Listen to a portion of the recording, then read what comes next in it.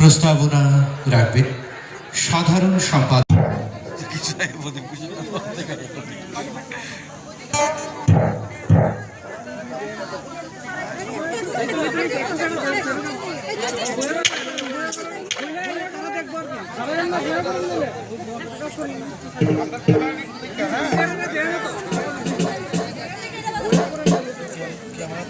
মন্ত্র সমানতা।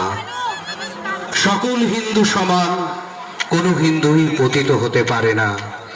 আমার দীক্ষা হলো হিন্দুকে রক্ষা করা, সমানতাই হলো আমার মন্ত্র। এই মন্ত্রকে সামনে हम इतना कहते हैं कि ना हम बांग्लादेशी मुसलमान को जलाएंगे ना ही मारेंगे, लेकिन जितने भी हिंदुस्तान के अंदर बांग्लादेशी मुसलमान हैं हम उनको चुन चुन के बांग्लादेश छोड़ कर आएंगे, किराया भी देंगे, भाड़ा भी देंगे, गाड़ी से छोड़ना होगा बॉर्डर तक वो भी छुड़वाएंगे, ठीक है। लेकिन जैसा उन्होंने किया वैसा उनको सजा जरूर मिलेगी। प्रत्येक दिन त्रिपुरा में एक एक बांग्लादेशी मिल रहा है, इसके बारे में क्या कहेंगे? प्रत्येक दिन एक एक नहीं मिल रहा, कुछ दिन में हज़ारों की तादाद में निकलने वाली है लिस्ट।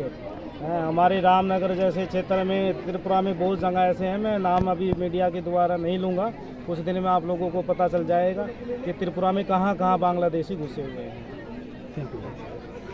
और पाकिस्तान को ये दिखाने का सम्मेलन है कि हिंदू अभी ज़िंदा हैं, हिंदू अभी हिंदुस्तान के अंदर ये जो चीज़ें आप कर रहे हो ये कभी भी बर्दाश्त नहीं करेगा।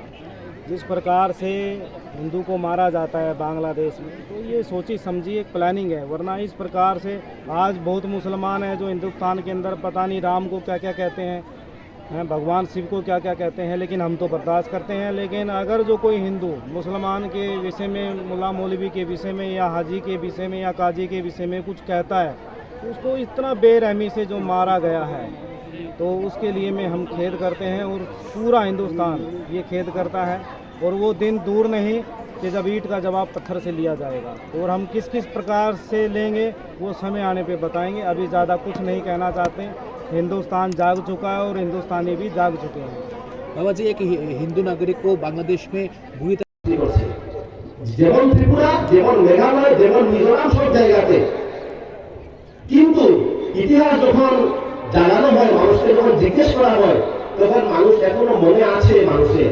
কিছুদিন আগে আইজল গেছিলাম, মিজোরামে একটা প্রোগ্রাম ছিল পূর্বাঞ্চলের, উত্তর পূর্বাঞ্চলের ট্রাইবেলদের সংস্কৃতি নিয়ে সেমিনার করা হয়েছিল, আমরাই করেছিলাম, দেখি কারা কি বলে।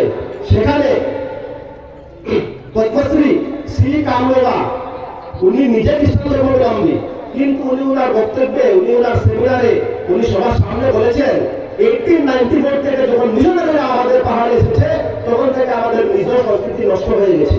শ্রী কামলোলা, পদ্মশ্রী শ্রী কামলোলা হিন্দি ভাষার জন্য আন্দোলন করছেন পুরো ভারতবর্ষে। উনি বলছেন প্রতিটা ব্যক্তি যখন নিজের সেমিনার পেপার প্রেজেন্ট করেছে, তারা নিজেরা স্বীকার করছে 1894 আমাদের রাজ্যের জন্য খারাপ সময়। ওই সময় থেকে মিশনারিরা এসেছে, আমাদের সংস্কৃতি ধ্বংস। উপবিষ্ট এই আয়োজন সমিতির সভাপতি এবং সম্পাদক, সামনে হিন্দু সমাজের ক্ষুদ্র রূপ উপস্থিত মা এবং বোনেরা এবং আমাদের বয়োজ্যেষ্ঠ ব্যক্তিবর্গ, আজকে একটি ঐতিহাসিক দিন। হিন্দু সম্মেলন সম্পূর্ণ ত্রিপুরা রাজ্যে এরকম 35টি হিন্দু সম্মেলন আয়োজিত হবে।